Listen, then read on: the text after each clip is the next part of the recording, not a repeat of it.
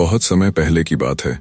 एक प्रसिद्ध ऋषि, जिनकी विद्वता और साधना दूर दूर तक प्रसिद्ध थी, अपने गुरुकुल में बच्चों को शिक्षा प्रदान किया करते थे। उनका गुरुकुल अद्वितीय था। वहां राजाओं के राजकुमार, सेठों के पुत्र और गरीब परिवारों के बालक सभी एक ही पंक्ति में बैठकर विद्या प्राप्त करते थे। ऋषि की दृष्टि में सब समान थे और शिक्षा के मूल्य में कोई भेदभाव नहीं था। वर्षों का समय बीत चुका था। अब वह दिन आया जब शिष्यों की शिक्षा पूर्ण हो चुकी थी।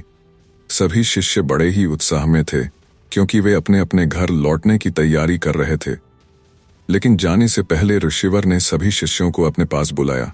ऋषि मुस्कुराते हुए बोले, प्रिय शिष्यों, आज आप इस गुरुकुल से विदा ले रहे हैं, पर मेरी एक अंतिम इच्छा है कि जाने से पहले आप सभी एक विशेष दौड़ में भाग लें। यह एक सामान्य दौड़ नहीं है, यह बाधा दौड़ है। इसमें आपको विभिन्न प्रकार की कठिनाइयों का सामना करना होगा। कहीं कीचड़, कहीं पानी, कहीं ऊंची दीवारें, और अंत में एक अंधेरी सुरंग जहां आपको खुद को ही रास्ता बनाना होगा। सभी शिष्य एक स्वर में बोले, गुरुवर, हम तैयार हैं। दौड़ प्रारंभ हुई। सभी शिष्य तेजी से दौड़ने लगे, कुछ आगे, कुछ पीछे। रास्ते में गिरते पड़ते, उछलते कूदते, सभी ने हिम्मत नहीं छोड़ी। अंत में सभी शिष्य उस अंतिम बाधा तक पहुंचे, एक लंबी और गहरी अंधेरी सुरंग। सुरंग में बहुत अंधेरा था। जब वे भीतर घुसे तो उन्होंने महसूस किया कि रास्ता चिकना नहीं था।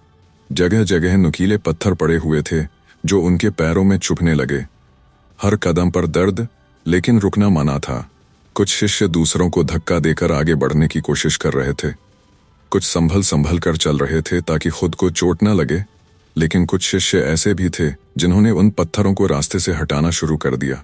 उन्होंने सोचा, हमें तो दर्द हुआ ही है, पर जो हमारे पीछे आएंगे उन्हें न हो, हम उनके लिए रास्ता आसान करें।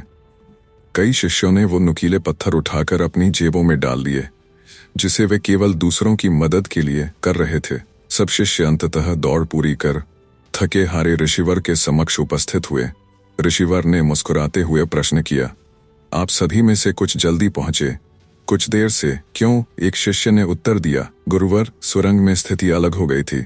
कुछ लोग केवल खुद के बारे में सोच रहे थे, लेकिन कुछ ऐसे भी थे जो दूसरों की भलाई के लिए रास्ते से पत्थर हटाते जा रहे थे। इसलिए हम सबका समय अलग अलग लगा। यह सुनकर ऋषिवर गंभीर हो गए। ठीक है, उन्होंने कहा।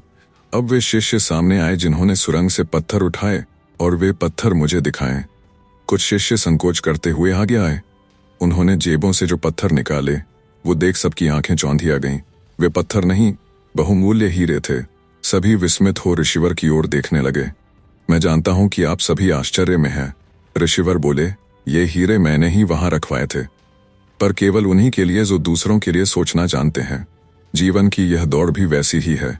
हर कोई दौड़ रहा है, जीतने के लिए, आगे बढ़ने के लिए, लेकिन अंत में सबसे अमीर वही होता है जो दूसरों के लिए रास्ता आसान करता है, जो अपने साथ साथ औरों का भी भला चाहता है। याद रखो, जीवन की सफलता की इमारत में अगर परोपकार की ईंटें नहीं होंगी तो वह कभी स्थायी नहीं होगी। अंततः वही तुम्हारी सबसे कीमती जमा पूंजी बनती है, जो तुमने दूसरों के लिए किया। तो दोस्तों, इस कहानी के माध्यम से हमें यह समझना चाहिए कि सच्ची सफलता सिर्फ खुद के लिए नहीं होती। वो तब होती है जब हम अपने साथ दूसरों को भी ऊपर उठाते हैं। दुनिया की भीड़ में अगर आप किसी के लिए रोशनी बन सको तो समझो आपने हीरों से भरी अंधेरी सुरंग को पार कर लिया है।